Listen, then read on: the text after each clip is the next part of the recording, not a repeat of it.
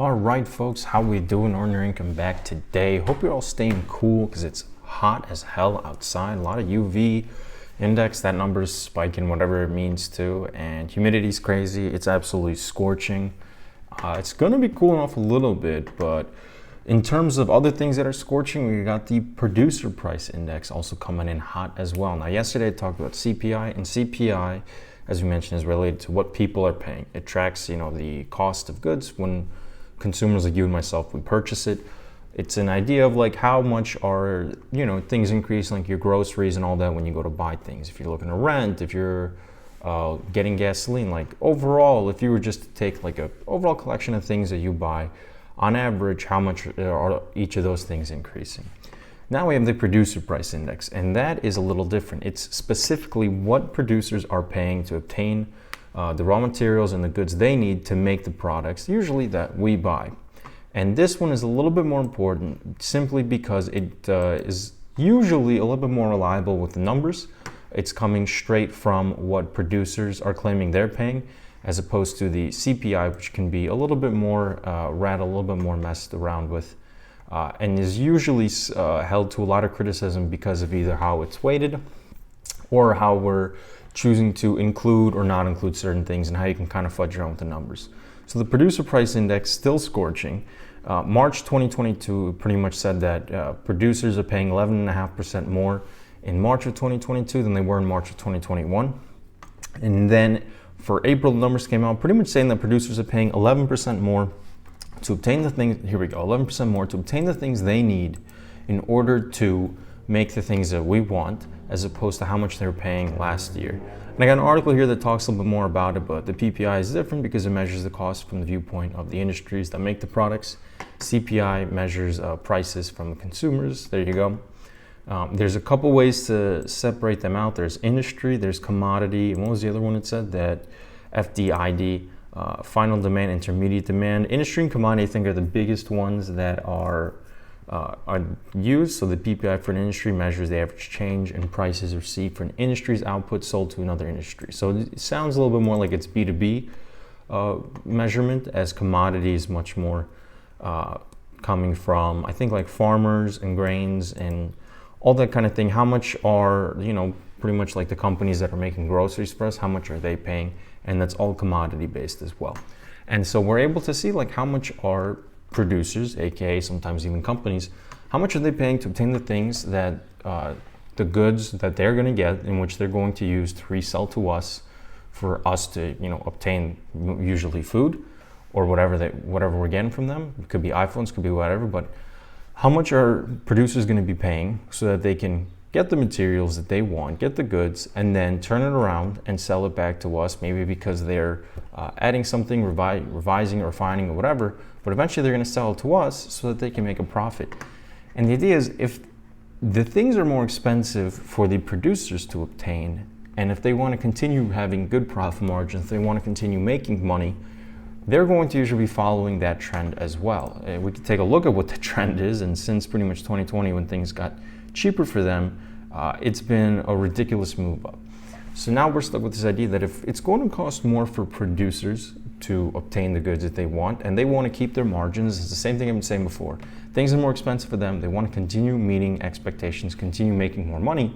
How are they going to do that? Well, they're going to have to transfer their cost over to the consumer. They're going to be raising their prices at an equal, maybe even higher amount, or they're going to be reducing the amount per unit that they're selling. So maybe instead of grabbing laundry detergent, the little pods, instead of getting a bag that has 10 pods in it, you might be getting a bag now that has 8 pods in it, so that they can sell more units and therefore make more money.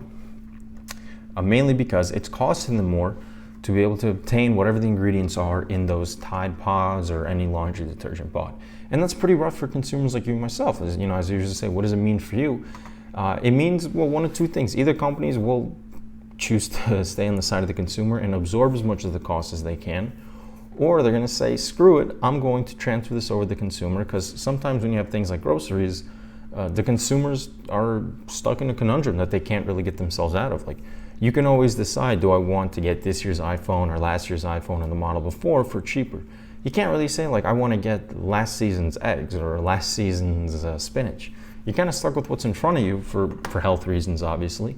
And so if the producers are saying, well, we're going to charge more for you to obtain, maybe the protein powder you want or whatever it is or anything like that, you kind of have to face it. You got to deal with the brunt of it, and you got all of a sudden consumers now are going to be stuck with making decisions of, if my grocery bills and my gasoline bills are higher, I got to cut down on certain things like maybe your Netflix subscription. Maybe you're chilling out on the iPhone. You're not going to be upgrading this year. You're going from Spotify Premium to just Spotify regular. You're getting rid of that subscription. So a lot of these companies are going to be facing it as well. As I mentioned, companies are going to raise their prices so they can meet profit expectations. But the flip side of that is, if every company continues to do that, if the companies that we're even more aligned on, ones that produce food, ones that make oil that get the oil for us, the refining and all that stuff, the companies that are more tied to needs as opposed to wants, if they raise their prices as well, that leaves the consumer in a situation of well, what am I going to spend my money on? You're always going to spend the money on the things you need. It's like the Maslow's hierarchy of needs. Let's see if I can pull that up. I remember learning in school, but very theoretical. But that's the idea, is that we'll always go to, let's see if this photo even makes sense here. View image, there you go. So this idea of, oh my goodness, okay, so physiological, so we're going to always choose breathing, food, water, sleep, homeostasis, all that stuff. Then there's safety, love, belonging, self-esteem, self-actualization, whatever. But the idea is that food, water, and shelter are all here. And if your food and your water and your shelter are becoming more expensive, then things that are maybe tied to more like self-actualization, or maybe even esteem, like you're going to be trending on social media, that's going to take a back seat for sure. And if you have to choose, what am I spending my money on? You're going to be spending money on the things you need, and thus you're going to be cutting out the things you don't really want, or you can't, that are considered wants. So now there's going to be companies that were probably benefited by economic expansion. We could say companies like Netflix and Spotify that I mentioned, but even Apple, maybe, or Microsoft, all these huge tech companies that definitely promote growth, definitely promote innovation and all that, are going to be in a little bit of a trickier spot because people aren't looking to innovate right now. They're just kind of looking to stay afloat. And you're seeing producers are thinking the same thing. They're saying we want to be able to meet our expectations so that we can keep making the same money so we can pay our employees and we can pretty much keep our standard of living as well. CEOs don't want to take pay cuts all the time. You don't want to have 1 year bonus be 10 million and then it goes to 1 million the next year. That blows. You want to keep making money, you want to keep making more money and all that. And as the consumer, you're kind of saying, that leaves you in a tough spot, but it leaves you in a place where you got to choose. And usually the companies that are more tech driven are more maybe based on wants, based on things that are really cool ideas, but they're just that, they're ideas, might be suffering the brunt of it. But at the end of the day, it's up to the consumer, and we're all going to be making a decision of what are we going to do. And so this producer price index, not to go too long, but this is something that I look at a little bit more, I guess, not cautiously, but it's something I put more importance in rather than the CPI, because of how the CPI number can get a little juiced up, or it could be kind of manipulated a little bit. Needless to say, the CPI is still, it's still at a disgustingly high level at 8.3% year over year. And you can see the producer price index, this is the highest we've had it. At least the max of this chart goes back to 2011.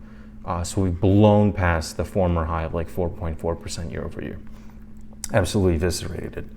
So we'll see. When this starts to really go lower, not just from 11.5 to 11, but when we start to see it drop even more, that's when you might be looking at things getting a little bit better. But then it brings the question, when do companies lower prices? Even if the costs are lower for them, will that mean they're going to lower prices if they can make even more, higher margins on them? I don't know, but it's definitely questions. It's not the best time to be a consumer, unfortunately. How do you go about it? I've said it before, the job market is still in a position where, as much as I talked about job cuts and all that, there's still sectors that are in demand, like tech, that's always going to be in demand, that are paying well. And if you're in an industry where jobs are rotating a lot, like accounting or consulting, it's definitely might be a good time for you to look at least testing out the market to see, because usually those are the industries where you can make a good amount of money by leaving jobs. You can make 20 to 40% more by just transferring to a different company and negotiating a better salary. So those are my ideas. You can always get side hustle jobs. I did DoorDash and it paid pretty well if you do the right area at the right time.